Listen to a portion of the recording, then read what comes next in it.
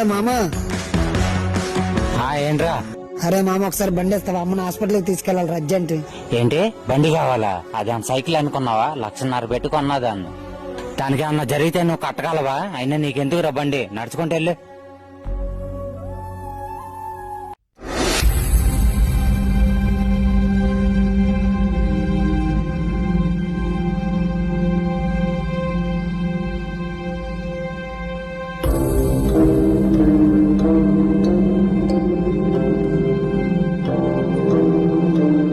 ఏమయ్యా 3 నెలల నుంచి ఫైనాన్స్ కట్టకుండా తిరుగుతున్నావు, నిన్న ఎక్కడ ఎత్తకాలి?